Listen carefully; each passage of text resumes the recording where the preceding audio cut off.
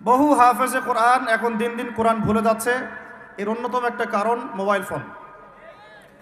কিছু আহলুল বলদ বলতে পারে দলিল দেন, বলবো এটা দলিল নাই, বিনা দলিলেই হক কথা। আর এই দলিল বুঝতে হলে সাইকিয়াট্রিস্টের কাছে যান, ডক্টরের কাছে যান, তিনি বুঝাবেন যে মোবাইল ফোনের আসক্তির কারণে মেমোরি কিভাবে দিন দিন ড্যামেজ হয়ে যাচ্ছে। তো আমাদের দেশে একটা প্রবলেম দেখা যাচ্ছে, আমরা ডিগ্রি সার্টিফিকেট অর্জন করছি কিন্তু সৃজনশীলতা তৈরি হচ্ছে না। সৃজনশীলতা তৈরি হচ্ছে না, এর পিছনে অন্যতম একটা কারণ হচ্ছে মোবাইল ফোনের অতিরিক্ত ব্যবহার। এবং আমাদের বাচ্চা কাচ্চাদের অবস্থা আরও বেশি ভয়ঙ্কর।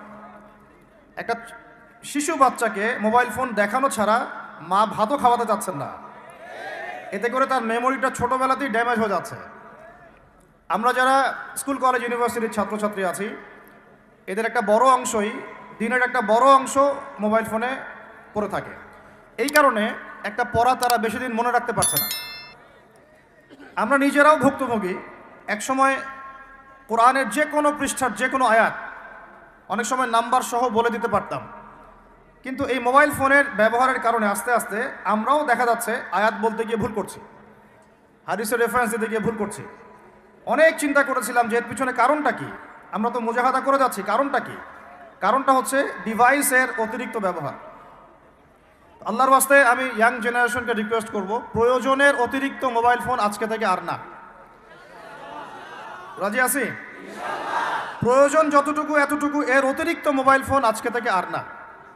আর এই সামাজিক যোগাযোগ মাধ্যম সবাইকে ব্যবহার করতে হবে না। একটা বিষয় যদি সামনে চলে আসে, এই বিষয়টাকে নিয়ে সবাইকে কথা বলতে হবে না, সবাইকে পোস্ট দিতে হবে না, সবাইকে লিখতে হবে না, সবাইকে শেয়ার করতে হবে না। যারা ওই বিষয়ে বিশেষজ্ঞ তারা সেই বিষয়ে কথা বলবেন। চান যখন আমরা বিশেষজ্ঞদের থেকে সবার কাছে একটা দায়িত্ব দিয়ে দিই, সবাই যে যার মতো করে বলতে থাকে, তখন ওই বিষয়ের মৌলিকতা নষ্ট হয়ে যায়। এ কারণে আপনি দেখবেন বাংলাদেশের মতো জায়গায় এই জাতিটার একটা মৌলিক সমস্যা হচ্ছে, কোনো ইস্যুই 7 দিনের বেশি স্টে করে না। অক্টোবর মাসের শুরুর দিকে 3 থেকে 6 তারিখের দিকে আমরা যেভাবে হুরমাতুল আকসা, বাইতুল মুকাদ্দাস, প্যালেস্টাইন, গাজা, জেরুজালেম এগুলো নিয়ে যেমন সরব ছিলাম, আস্তে আস্তে আস্তে আমরা এগুলো থেকে দূরে সরে গেলাম, আমরা ভুলে গেলাম। কারণ কি? কারণ আমরা হয়ে গেছি একটা ইস্যু পাগল জাতি। এর অন্যতম একটা কারণ হচ্ছে সামাজিক যোগাযোগ মাধ্যমের যে গঠনমূলক ব্যবহার, এটা আমরা সবাই জানি না, আমরা বুঝি না আমরা কি ব্যবহার করছি, কেন করছি, কিভাবে করা উচিত। যদি সরকার থেকে একটা নীতিমালা দেওয়া হতো আর একটা যোগ্যতার মানদণ্ড দেওয়া হতো যে এই যোগ্যতা না অর্জন করা পর্যন্ত সামাজিক যোগাযোগ মাধ্যমে অ্যাকাউন্ট খুলতে পারবে না, তাহলে দেখতেন সমাজটা সুশৃঙ্খল হয়ে যেত। তো এই মোবাইল ফোনগুলো আমাদের আচরণটাকে নষ্ট করে ফেলেছে। আমরা বুঝে ওঠার আগেই আমরা মোবাইলের মধ্যে আসক্ত হয়ে গেছি, এবং আমাদের এই আসক্তির ফলে আমাদের সামাজিক যোগাযোগ মাধ্যম রক্ষা করতে গিয়ে আমরা অসামাজিক হয়ে গেছি আর কি। এটা আমাদের মস্তিষ্কটাকে নষ্ট করে ফেলেছে। যখন আমাদের হাতে কিতাব ছিল, তখন আমাদের দ্বারা দেশ এবং জাতি উম্মাহ খেদমত পেত।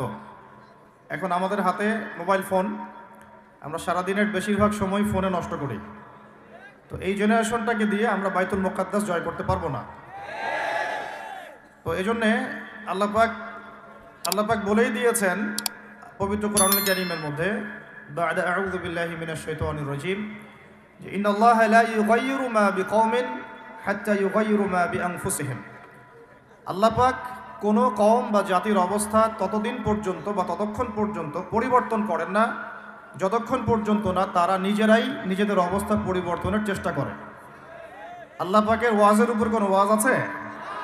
আবার বলছি, আল্লাহ পাক বলেছেন আল্লাহ রব্বুল আলামিন কোনো জাতির অবস্থা ততক্ষণ পরিবর্তন করেন না যতক্ষণ না নিজেরাই নিজেদের অবস্থা পরিবর্তনের চেষ্টা করে। আমরা কি আমাদের অবস্থা পরিবর্তনের চেষ্টা করতে চাই? তাহলে প্রথম যে কাজটা সেটা হলো সময়কে মূল্যায়ন করা। কি কাজ ভাই? সময়কে মূল্যায়ন করতে গেলে মোবাইল ফোনের ব্যবহার, প্রয়োজনের অতিরিক্ত ব্যবহারটা বন্ধ করতে হবে। মোবাইল ফোনের প্রয়োজন যতটুকু এতটুকু ব্যবহার ঠিক আছে, এরপরে অতিরিক্ত ব্যবহার করতে যাবেন না। সময় নষ্ট হবে, মস্তিষ্কও নষ্ট হয়ে যাবে। তো প্রথমে এতগুলো কথা বলার উদ্দেশ্য হচ্ছে যুবকদেরকে একটা বিষয় সচেতন করা, যে আপনার মেধা, আপনার সময়, আপনার প্রতিভা, এই পুরো বিষয়গুলো এখন মোবাইল ফোন খেয়ে ফেলছে আপনাদের। এখন এখান থেকে বের হওয়ার আপনার কাছে পথ যেহেতু নাই, অতএব যতটুকু ইউজ করতে আপনি পারেন প্রয়োজনে অতটুকু ইউজ করবেন, বাকি সময় ফোনে পড়ে থাকবেন না। রাজি আছি? কারণ আমরা বলেছিলাম আয়াত শুরুতে একটা আয়াত বলেছিলাম, আল্লাহ পাক কোনো জাতির অবস্থা ততদিন পর্যন্ত পরিবর্তন করেন না যতদিন না তারা নিজেরা কি বলেন নিজেদের অবস্থা পরিবর্তনের চেষ্টা করে। তাহলে প্রথম পরিবর্তনটা শুরু হোক আপনার সময়কে মূল্যায়ন থেকে। আল্লাহ পাক তৌফিক দান করেন। আল্লাহ পাক কিন্তু সূরা আসরে বলেছেন, ওয়াল আসরি, সময়ের কসম, মহাকালের কসম, সময়ের কসম, ইন্নাল ইনসানা লাফি খুসর, আমি আল্লাহ সময়ের কসম করে বলছি পুরো মানব জাতি ক্ষতির মধ্যে আছে। ইল্লাল্লাযীনা আমানু, তারা ব্যতীত যারা ঈমান এনেছে, ওয়া আমিলুস সলিহাত, এবং সৎ আমল সম্পাদন করেছে, ওয়া তাওয়াসাউ বিল হক, পরস্পরকে সত্যের উপদেশ দিয়েছে, ওয়া তাওয়াসাউ বিস সবর, এবং পরস্পরকে ধৈর্যের উপদেশ দিয়েছে। তাহলে আল্লাহ পাক এখানে সময়কে মূল্যায়ন করতে বলেছেন। তো যদি আমরা জাতিগতভাবে পরিবর্তন চাই এবং এই বিশ্বে আবারও সেই আগের মতো মাথা উঁচু করে বাঁচতে চাই, সবার আগে সময়কে মূল্যায়ন করতে হবে। আল্লাহ পাক তৌফিক এনায়েত করেন, আমিন। আর এই সময়কে মূল্যায়নের পথে বাধাই হচ্ছে স্মার্টফোন। কিভাবে? আমার আজকের আলোচনার টপিক কিন্তু স্মার্টফোন না। শুরু করলাম কারণ আপনারা অনেকেই ফোন বের করে দাঁড়িয়ে আছে সেলফি তোলার জন্যে, ভিডিও করার জন্যে। এগুলো দিয়ে গাজাবাসীর কোনো উপকার নাই। এইসব করে সারা বিশ্বে নির্যাতিত উম্মার তাদের রক্তের ঋণ শোধ হবে না। এগুলো করে আমাদের মাজলুম বোনদের ইজ্জতের বদলা নেওয়া যাবে না। এগুলো করে আমাদের ভাইদেরকে যে বোম মেরে হত্যা করা হচ্ছে বা এখনো হচ্ছে, ভবিষ্যতেও হয়তো হবে, অতীতেও হয়েছে, এই ঋণ আপনি এসব শোডাউন করে শোধ করতে পারবেন না। এগুলো মৌলিক কাজ নয়, এগুলো মৌলিক কোনো কাজ নয়। এগুলো বরং কোনো কোনো ক্ষেত্রে অতিরিক্ত শোডাউন করতে গিয়ে উপকারের চেয়ে ক্ষতি হয়ে যায় বেশি। কারণ আপনারা একটু চোখ কান খোলা রাখে দেখবেন, যাদেরকে নিয়েই শোডাউন বেশি করা হয়েছে আপনারা তাদেরকে ধরে রাখতে পারেন নাই। কি বুঝলেন কথা? কেউ বুঝে ঠিক বলছে, কেউ না বুঝে ঠিক বলছে। যাদেরকে নিয়ে আপনারা বেশি বেশি শোডাউন করেছেন তাদেরকে আপনারা ধরে রাখতে পারেন নাই। তাহলে এখন সেই শূন্য স্থানগুলো কি কে পূরণ করবে? যারা শোডাউন করতো তারা কি পূরণ করতে পেরেছে? না। অতএব এগুলো বন্ধ করেন, মৌলিক কাজ করি। মৌলিক কাজ হচ্ছে আমরা জাতিটাকে পরিবর্তন করতে চাই কি চাই না? পরিবর্তনের দরকার আছে কি নাই? আমাদেরকে সব কিছু সুন্দর চলছে? যদি বাহিরের চোখ দিয়ে দেখেন তাহলে মনে হবে হ্যাঁ সব সুন্দর চলছে, তাই না?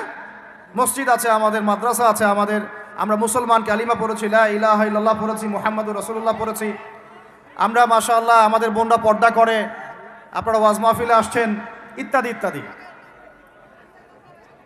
আপনারা যদি বাহিরের চোখ দিয়ে দেখেন মনে হবে সব ঠিকই আছে, কিন্তু আমাদের এই বাহিরের চোখের বাহিরেও ভিতরে একটা চোখ আছে। এটা কি বিশ্বাস করেন?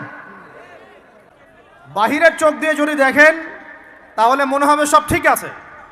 যেমন মসজিদ আছে, মাদ্রাসা আছে, আমাদের ওলামায়ে কেরাম আছেন, আমাদের ইসলামের বই পুস্তক লেখা হচ্ছে, আপনারা নামাজ পড়ছেন, কেউ কেউ যাকাত দিচ্ছে, আমাদের বোনরা পর্দা করছে, আমাদের ভাইরা ওয়াজ মাহফিলে আসছে, এভরিথিং ইজ গোয়িং ফাইন।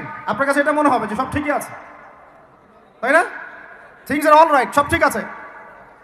কিন্তু ভিতরের চোখ দিয়ে দেখা শিখলে আপনি বুঝবেন যে এই সব ঠিকের অন্তরালে আসলে কিছুই ঠিক নাই।